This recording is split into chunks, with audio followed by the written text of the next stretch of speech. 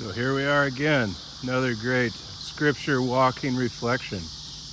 We're going to be talking today about is how although the righteous may fall 7 times, they get back up again. Now, this is an important note here. When we look at this, one of the things we see here is that there can be a lot of times when people are righteous, meaning they're right living, and they're on their way. They're going about their, I think the term is halakha in Hebrew. I could be wrong. They're going along their walk, which is like their way in life, and they fall. They fall 7 times even. They get back up again. And sometimes when we look at sin and temptation, that's how things can go. If you're righteous, you're right living, doesn't mean you're perfect. And so if you sin, in ways that would seem to be profound, the situation is that you need to get back up again. That's the goal here. The goal is to get back up again when you fall, so you can go along your way. And I'll tell you what, there's a way that seems right to some people, but sometimes it's not the way of the Lord. And that's what we have to be cautious of. I know that it's really easy to get into a situation here where we're maybe thinking that our way is right, but maybe it's not. I'll tell you what, it's easier when you're new to Christianity for that to happen. Because what happens when you're new to Christianity is sometimes in some places people kind of might, so to speak, pump you up because you've gone to church or something like that, and make you feel really, really high, like spiritually high, when really, there's ways to go there. And so a lot of times it can kind of put the blinders on, so you don't notice the wrong, you don't notice the sin. You just may think that you're maybe a saint of God and saved through grace so perfectly that you're just ruling and reigning in heaven, and that you've reached a state of perfection. And if you're a new Christian, there's some ways to go, I'll tell you. There's likely a long ways to go, but we see this a lot, that there tends to be a lot of pride that occurs. People may have a lot of pride in their knowledge of God, in their knowledge of Scripture, when really, they may not have even read the Scripture, and they may have only gone to church maybe for a month.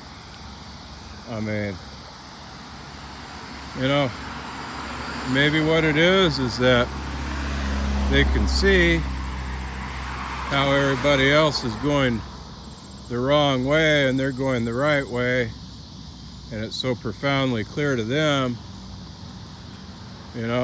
but that's because they didn't see that before, but now they do, and everybody around them is maybe, or a lot of people around them in the world are unbelievers maybe, and these new Christians may not have realized that before. I mean,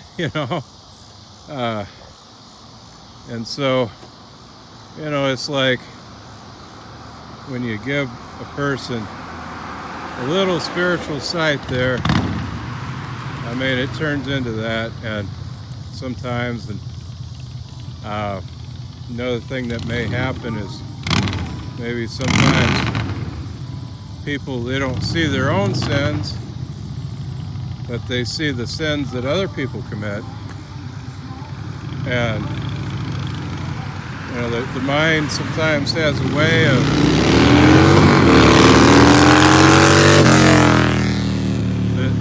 the mind sometimes has a way of making it clear what other people's sins are, but people can't see their own sins. And I'll tell you, you may have heard the motorcycle in the background there, and I wouldn't mind getting a motorcycle myself and driving it conservatively and responsibly, so to speak, and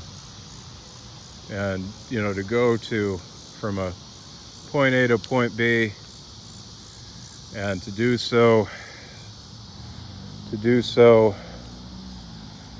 in such a way as to conserve on fuel and conserve on resources and not have a huge automobile cost. But that's one of the things that you don't want to fall 7 times on. I'll tell you what, if you fall even once while you're going down the road at that thing at 60 miles an hour, I mean, you can be a goner. And there's a lot to be said in that. That's where we need to be careful. There's a lot of margin of error, it's called. We can make a lot of mistakes when we're walking along in this world, and that's why the rules are often administered leniently.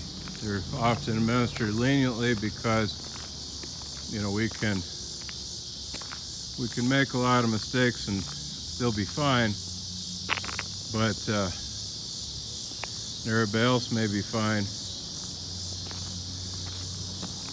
But for some things, the rules and the way they're administered tends to be not so lenient. Like when you're looking at the rules of the road, there it matters. It matters a lot. If you make a mistake and you make enough mistakes, I mean, you don't get to drive anymore. And it's understandable. I mean, there are a lot of people that are pedestrians, and I mean, there are a lot of motorcyclists, and and the margin of error there can be kind of small. If you make a mistake,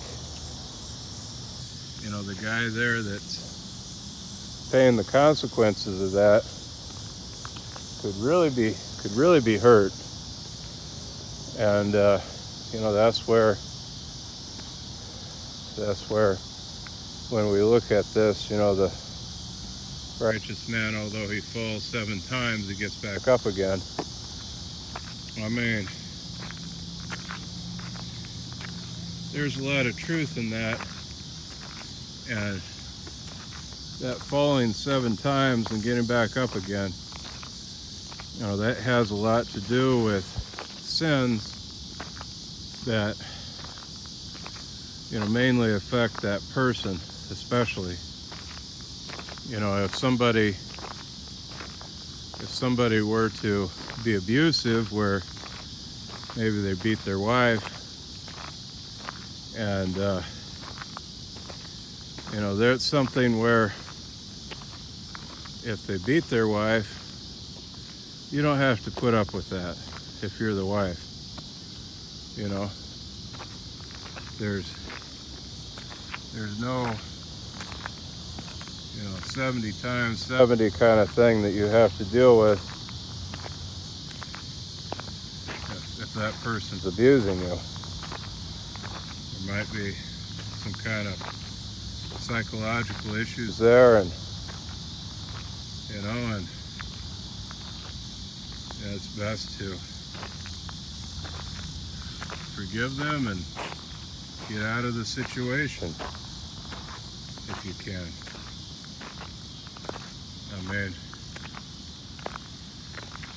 The human body can take a lot, but it's got limits. And that's where you don't want to find what those limits are, because some people, they have a spouse that beats them and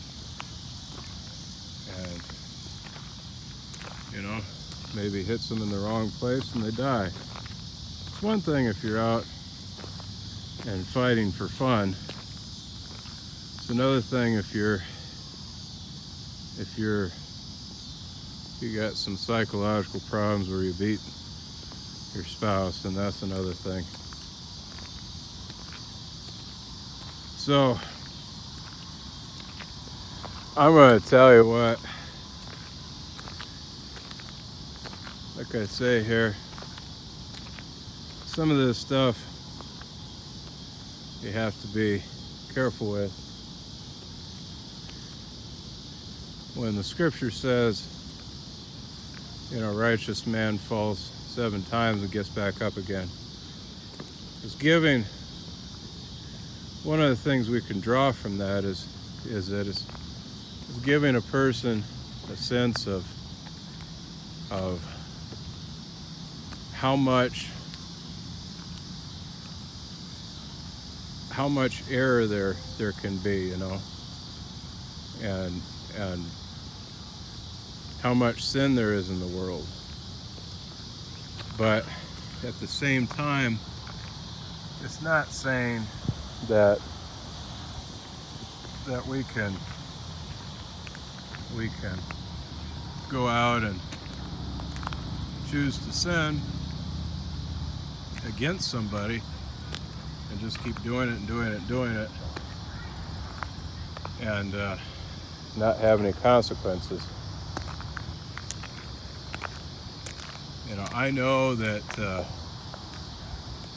world we live in is a dangerous world.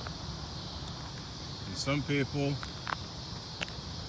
they have been basically taught things by demons. I hate to say that, and so the evil that they partake in might be so bad that they basically find that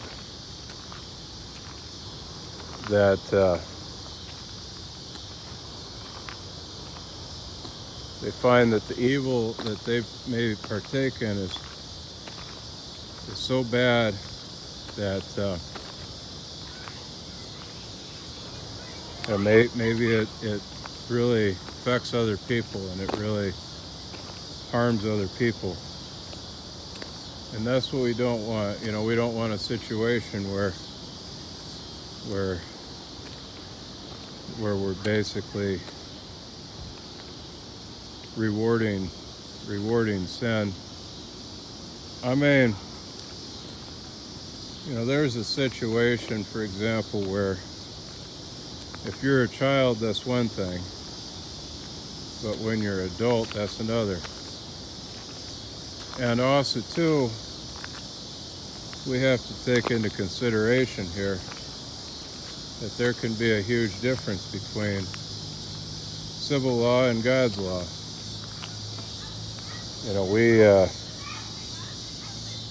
We want to be careful here and measure things appropriately. I know when you're going about in your lifetime and you're struggling with the way things are, and you're trying to find a place for yourself. It can be difficult. You're going to have people that likely believe in some real weird things. Maybe they believe in some false gods, and maybe they have some perverse doctrine, and maybe they might be your managers. And as sad as that might be, and you have to work under them. And when those kind of things happen, then